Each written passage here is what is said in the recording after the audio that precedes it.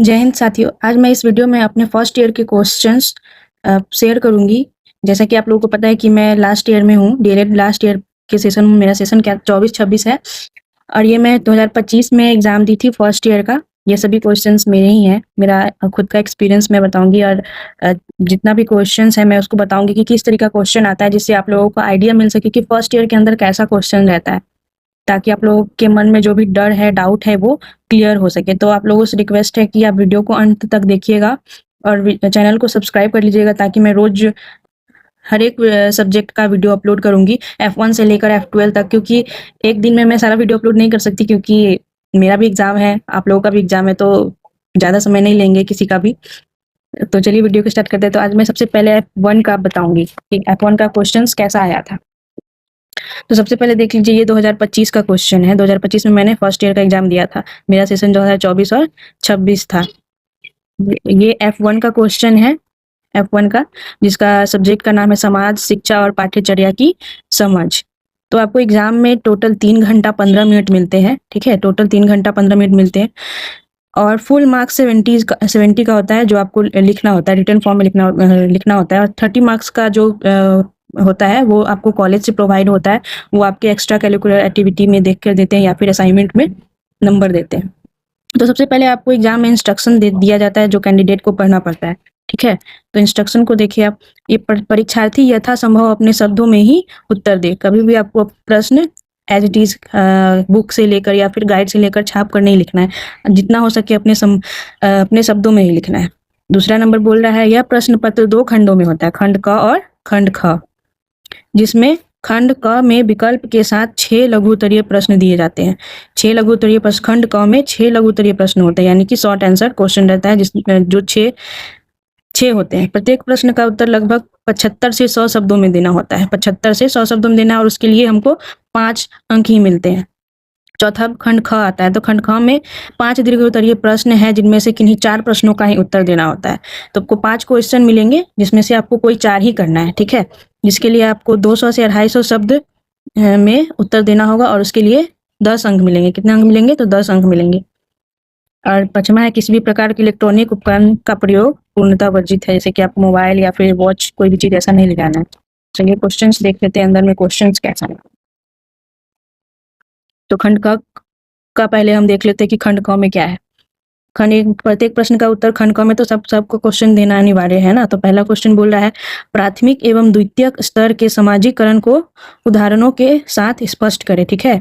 आपको इंग्लिश और हिंदी दोनों में दिया रहता है, जिसको भी जो लैंग्वेज समझ में आता है वो उसी लैंग्वेज का चूज करके लिखेंगे। और इसमें ऑप्शन भी रहेगा, ठीक है, अथवा करके एक और ऑप्शन है जिसमें लिखा है बच्चे तथा बचपन की अवधारणा को स्पष्ट कर। इन दोनों में से कोई एक ही देना है, ये नहीं कि दोनों लिखने लग जाना है, कोई एक ही देना है, क्योंकि बहुत सारे लोग को मैंने देखा है कि दोनों क्वेश्चन लिख ले रहे हैं और बोल रहे हैं बाद में कि पेज नहीं बचा, पेज नहीं बचा। तो ऐसा नहीं करना है, कोई एक ही लिखना है।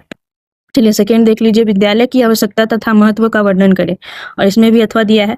तो बाल अधिकार के अर्थ को स्पष्ट करें, किन्हीं 2 बाल अधिकारों का वर्णन करें। इन दोनों में से जो भी आपको आता है वो कोई एक दे सकते हैं। चलिए तीसरा क्वेश्चन है, समाजीकरण शब्द से आप क्या समझते हैं? किन्हीं 3 समाजीकरण की संस्थाओं की चर्चा करें, ठीक है। इसमें भी अथवा दिया है। शिक्षा के मनोवैज्ञानिक पहलू से आप क्या समझते हैं? इसमें दोनों में से कोई एक, जो भी आपको आ रहा है वो लिखना है। फिर चौथा दे रहा है, पुस्तकीय ज्ञान निरर्थक है, व्याख्या करें। और इसका अथवा दिया है, ज्ञान क्या है, ज्ञान एवं सूचना में अंतर स्पष्ट करें। इन दोनों में से कोई एक का उत्तर देना। चलिए नेक्स्ट पेज में है, नेक्स्ट पेज में दिया है 5वां क्वेश्चन, ज्योतिबा फूले के प्रमुख योगदान को लिखे, और इसका भी अथवा दिया है। तो स्थानीय पाठचर्या से आप क्या समझते हैं? इन दोनों में से कोई एक उत्तर देना है। और छठा है, गिरू भाई की पुस्तक दीवा स्वप्न की चर्चा करें, ठीक है। और इसमें भी अथवा दिया है, पाठ्यक्रम और पाठ्यचर्या में अंतर स्पष्ट करें। इन दोनों में से कोई एक देना है। अब आता है section B. Section B 10 number का एक क्वेश्चन होता है, ठीक है, 10 नंबर का एक क्वेश्चन होता है, जिसमें से आपको 5 क्वेश्चन दिए हैं और उसमें से कोई 4 ही करना है, ठीक है। तो पहला क्वेश्चन हम लोग देख लेते हैं। पहला क्वेश्चन दिया हुआ है जिसके लिए 10 अंक मिलेंगे। आपको कितने अंक मिलेंगे? 10 अंक। तो पहला है, सांस्कृतिक मूल्यों को सीखना समाजीकरण की प्रक्रिया है, और इसका इंग्लिश भी दिया है। जो भी इंग्लिश में पढ़ते हैं इंग्लिश में भी लिख लेंगे।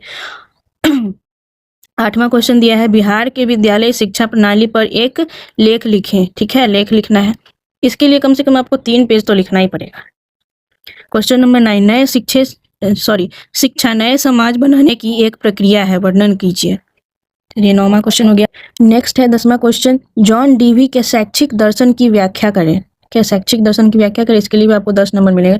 और ये है 11 क्वेश्चन, जिसमें लिखा है निम्नांकित में से किन्हीं 2 पर संक्षिप्त टिप्पणी लिखना है। ठीक है, तो टिप्पणी लिखना है किसी 2 पर लिखना है, यानी कि 1 लिखेंगे तो सिर्फ 5 ही नंबर मिलेगा आपको। 2 मिलेगा, 2 लिखना है, जिसमें से एक लिखेंगे तो 5 नंबर, फिर दूसरा लिखेंगे तो 5 नंबर। ठीक है, कोई 3 को दिया है, तीनों में से कोई 2 लिखना है। ठीक है, तो पहला दिया है केस स्टडी और दूसरा है बिहार पाठ्यचर्या के रूपरेखा 2018 को डिफाइन करना है और ज्ञान के विविध स्वरूप को डिफाइन करना है। इन तीनों में से जो भी आपको आएगा वो लिख सकते हैं। इसका लेकिन सबके लिए 10-10 मार्क्स है ना। तो यही था फर्स्ट ईयर का F1 का क्वेश्चन पेपर। बहुत लोगों ने कमेंट किया था कि उनको चाहिए, और इसका जो पेज है उसको मैं PDF बना के अपने टेलीग्राम चैनल पे डाल दूंगी, या मैं स्कैनर भी स्क्रीन पे डाल दूंगी। उस स्कैनर से आप लोग स्कैन करके टेलीग्राम चैनल पर ज्वाइन हो जाइएगा। उस पर मैंने नोट्स का भी PDF डाला है, जिससे आप लोगों को हेल्प मिल सके। तब तक के लिए बाय।